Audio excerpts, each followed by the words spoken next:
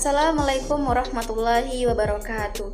Perkenalkan, nama saya Misha Ademotia, NIM 21141 dari kelas PAI 3E Prodi PAI.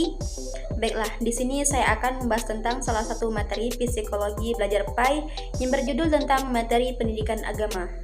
Pendidikan agama merupakan salah satu materi khusus dalam penyelenggaraan pendidikan di Indonesia.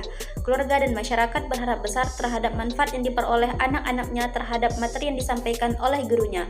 Meskipun demikian, pendidikan agama tidak selalu mudah dipahami oleh masyarakat, anak didik, dan keluarga.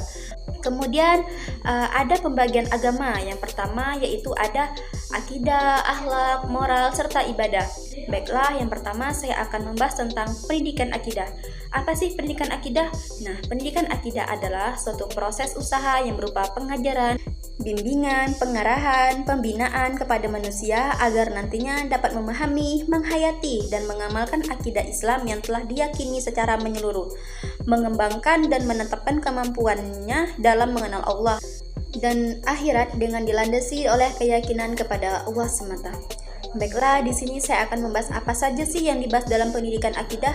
Yang pertama itu ada ilahiyat, yaitu ketuhanan, yang membahas tentang membuat pembahasan yang berhubungan dengan Allah dari segi-segi sifatnya, nama-namanya, dan af'al Allah.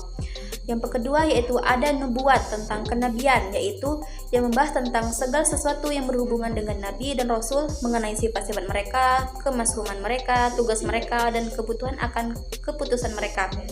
Yang ketiga yaitu ada ruhaniyat, yaitu kerohanian, yaitu membahas tentang segala sesuatu yang berhubungan dengan alam, bukan materi atau metafisika seperti jin, malaikat, setan, iblis, dan ruh. Selanjutnya itu ada sam'iyat, masalah-masalah yang hanya didengar oleh syara', yaitu seperti berhubungan dengan kehidupan alam barzah, alam akhirat, alam kubur, tanda-tanda hari kiamat, hari kebangkitan, dan lain sebagainya.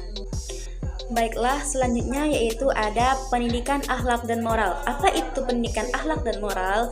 Nah, akhlak dan moral yaitu adalah usaha yang dilakukan seseorang pendidik untuk membentuk kepribadian yang baik pada seseorang anak didik, baik dari segi jasmani maupun rohani, zahir dan batin, sehingga terbentuk manusia yang taat.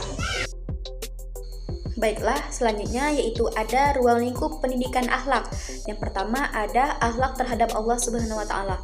Bagaimana sih sikap kita terhadap Allah Subhanahu wa taala? Yang pertama yaitu seharusnya dilakukan oleh manusia sebagai makhluk terhadap Khaliknya, yaitu perbuatan yang termasuk dalam kategori ini seperti ikhlas, takwa, dan mengingat Allah atau zikrullah. Kemudian ada kedua yaitu akhlak terhadap diri sendiri seperti syukur dan memelihara kesucian diri.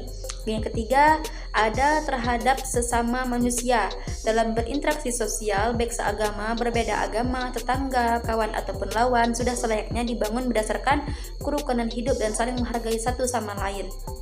Yang keempat ada akhlak terhadap lingkungan. Maksud dengan lingkungan dalam hal ini adalah segala sesuatu yang ada di sekitar manusia, baik binatang, tumbuh-tumbuhan, dan benda tidak bernyawa. Allah menciptakan binatang, tumbuh-tumbuhan, dan benda tidak bernyawa yang semuanya memiliki ketergantungan kepada Allah. Nah, di sini juga ada dalam tujuan pendidikan akhlak dapat dibedakan menjadi dua macam, yaitu apa saja tujuannya. Yang pertama ada tujuan umum. Apa itu tujuan umumnya? Pertama, supaya dapat terbiasa melakukan yang baik, indah, mulia, terpuji, serta menghindari yang buruk, jelek, hina, dan tercela. Kemudian ada tujuan khususnya, yaitu membimbing siswa ke arah sikap yang sehat dan dapat membantu mereka berinteraksi sosial yang baik, mencintai kebaikan untuk orang lain, suka menolong, sayang kepada yang lemah, dan menghargai orang lain. Pendidikan agama itu ada pendidikan ibadah.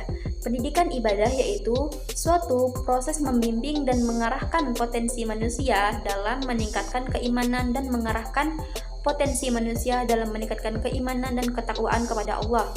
Pendidikan ibadah merupakan pendidikan yang melibatkan aspek pengetahuan sikap dan keterampilan. Materi ibadah yang ditanamkan pada anak didik masih pada tahap dasar, yaitu tentang fikih ibadah yang menyangkut pengenalan dan pemahaman tentang cara pelaksanaan rukun Islam yang benar dan baik. Baiklah, mungkin itu saja penjelasan dari saya tentang materi pendidikan agama. Jika ada salah kata, saya minta maaf. Assalamualaikum warahmatullahi wabarakatuh.